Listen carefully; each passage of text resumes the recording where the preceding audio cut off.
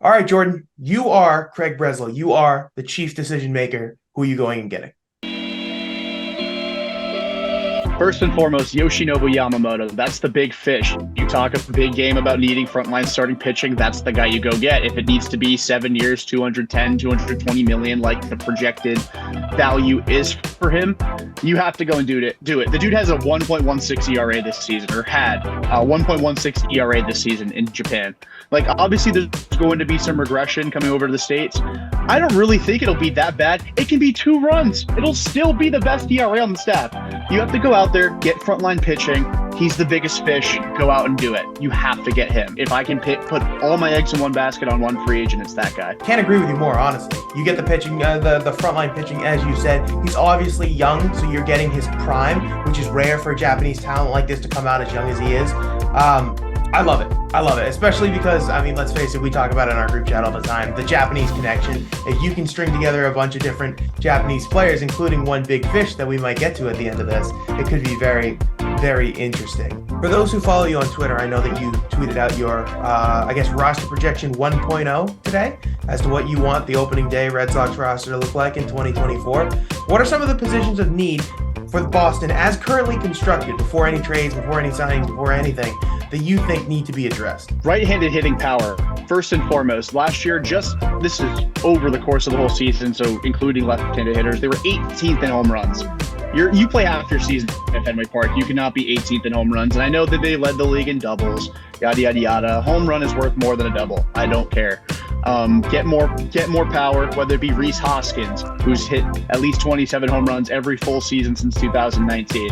If it's Luis Robert, you want to swing for a big fish, go ahead. If it's Byron Buxton as a buy low candidate, whatever it may be, you need right-handed hitting power, especially because 2 of your top 4 in home runs, and Adam Duvall and Justin Turner, are both free agents, both right-handed hitters with pop. You have to replace them if you don't plan on bringing them back. And even if you do bring them back, I'm okay with getting another righty that hits for power. Well, when you look at this team, you have Yoshida, you have Casas, you have Devers, 3 lefty sluggers. I want to throw a name out here that, frankly, he's been with the Red Sox. I believe he's a free agent again. If not, this is getting cut. JD Martinez, would you take him back? I'd take him back. I don't really want a set DH. I'm kind of in the same boat as Craig Breslow with wanting to have a little bit more of a rotation there. Get a guy that can use a day off his feet, but you need his bat in the lineup, so you could stash him at DH and not worry about having to take somebody else out of the lineup. JD is a straight up DH. If it came to it, absolutely, I'm on board with bringing him back.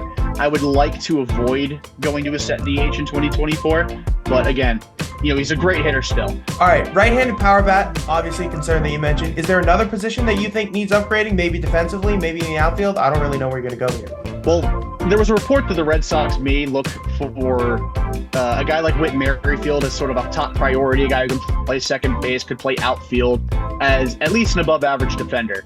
I would definitely aim higher. I would go for Tommy Edman out in St. Louis. Was an all-star in 2022, had a little bit of a down year, dealt with some injuries, but a premium defender, especially at second base, great base runner, typically hits for a decent average. He's kind of on the other side of the spectrum when I talk about wanting more power, but he's a guy that you could stash in the 6 or 7 spot in your lineup and kind of lengthen it out and create a little bit of havoc at the bottom of the order and maybe flip the lineup around to the guys at the top like Devers, Yoshida, Durant if he's still here. You mentioned the 4 magic words, if he's still there, when it comes to Jarren Durant. Another rumor that broke today, the day of this recording, that Alex Verdugo might be getting into trade talks, Craig Breslow said. Yeah, at least teams are approaching, calling about him. Do you see one, both, none of those guys being moved this winter? I think Verdugo's as good as gone. I've never seen somebody more traded in my time as a Red Sox fan, like more definitely getting traded than Alex Verdugo. It's felt like the writing's been on the wall really since the end of 2022. They challenged him in the offseason to get in better shape, become more athletic, become a top-of-the-line defender in right field. I felt like he did all of that. He did have some issues this season with some focus issues, got benched a couple of times, showed up late reportedly to report time before a game, so he ended up getting completely 86 from the lineup. He wasn't even available that day, and it seemed to really rub Alex Cora the wrong way. There just seems to be so many instances where those two have butt heads that I just feel like it's time for the marriage to be over. If Verdugo goes, as you believe he is as good as gone in your words, do Do you believe that that means Duran is automatically going to stay, or could they still find a trade partner for him after coming off of what is clearly his best year in the majors? I don't think it's a lock one way or another. It kind of depends on who becomes available. I mean, ultimately, I wouldn't trade Jarren Duran unless I'm getting a controllable asset in return, because Duran showed this past season, what we'd seen over the course of the beginning of his career, was he'd come up, set the world on fire for, say, 3 weeks or so, 3 weeks to a month. Then he would go through a stretch where he could not buy a hit to save his life. Strikeouts galore, not seeing a lot of pitches, just uncompetitive at bats. And then he would completely crater and maybe settle around like 50%, 40% below league average. This year, he did all that, and then he became great Jarren Duran again. I would not trade him in a package for Juan Soto unless you're definitely getting an extension out of him. But if you traded him for, say, like Luis Robert, who's a controllable asset, I believe he's got 3 or 4 more years left on his contract, you could sell me on that. Any other players on your list that you want to spotlight here before I pepper you with a couple of questions about some guys who might be considered long shots? I honestly think they need another stable left-handed reliever. It's not necessarily high on my priority list. They have Brennan Bernardino, who flashed immensely. I think he's safe. They did not pick up the option on Joely Rodriguez. I don't blame them. He only pitched 11 innings this year and wasn't great in those 11 innings. But if they wanted to go down the line of a buy low candidate like Aaron Loop, or shoot a little higher for like Matt Moore, who had an ERA in the mid-2s this season. Matt Moore still pitching? Matt Moore is still pitching. That is correct, yeah. Good Lord. And he got passed around a ton in 2023. I think he finished the year with the Marlins, and then they DFA'd him like right before the season was over, which was bizarre. I would totally be cool with that if they wanted to go for like Andrew Chafin as a buy low. There are some intriguing options that have a solid track record. Jordan Montgomery. I believe there was a rumor, I don't remember who had it, that the Red Sox were poking around him, and I know that he was a guy that you wanted at the trade deadline. Do you still want him? Does it depend? Is it more of a it depends on the money type of thing? Are you going to try and buy high on him after a great postseason and a World Series ring? If it came down to like, if I could have my choice between 2 free agents based on their projected contract, I would probably opt for a reunion with Eduardo Rodriguez, 5 years, 90 mil. Just a better bang for your buck kind of signing. I like guys that strike guys out. Not that Monty can't strike guys out, just Erod's a little bit more proficient in that regard. But I'm cool with getting with Monty at 5 years, 121, 125, somewhere in that ballpark. Last 2 names I'm going to ask you. These are a little bit more of a, as I said, long shots. But let's start with Juan Soto. I talked to you on Sunday. You said that this might not be as much of a long shot as people think. I want you to elaborate on that. Yeah, I mean, I just think there's a lot of, as far as teams go, I mean, the Red Sox have a top 5 farm system, widely documented. They could probably go out and trade for anybody that they wanted to. If there was a team out there that's not the Yankees, I think the Red Sox make the most sense for a team that would go after Juan Soto. Big market, you know, new life in the front office, ownership that's eager to spend. This organization loves making those in theory.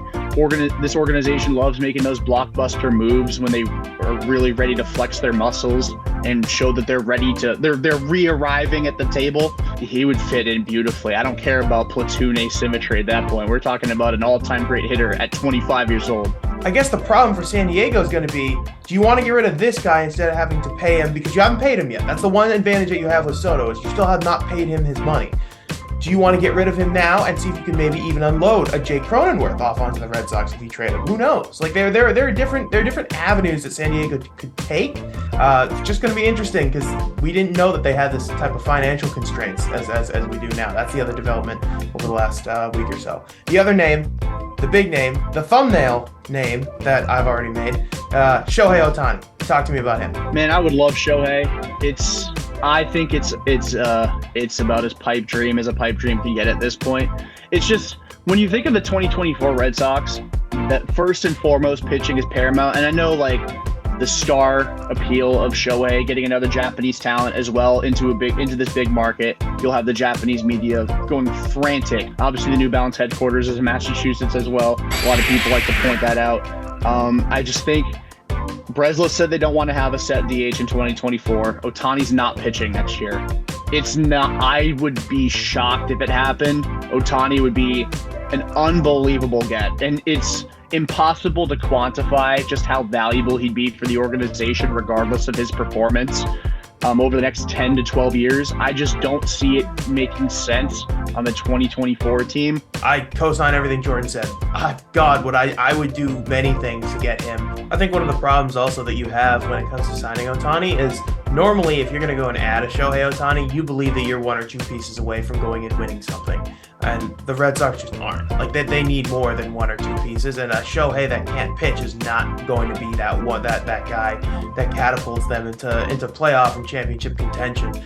I do have one name that I tweeted this today. Oh, I didn't see this tweet. Okay, I tweeted this today. You can flash it wherever on the screen you want to. The Twins are looking to shed payroll this offseason. Is the Carlos Correa to Boston delusion coming back? Oh. Am I feeling it? The voices in my head are saying that Correa to Boston is possible. Now, the thing is, Correa's coming off a pretty down season. You know, all the hype of agreeing to 3 massive contracts in the span of, a month? Now the Twins are looking to shed payroll. Is it possible that they could get Carlos Correa here?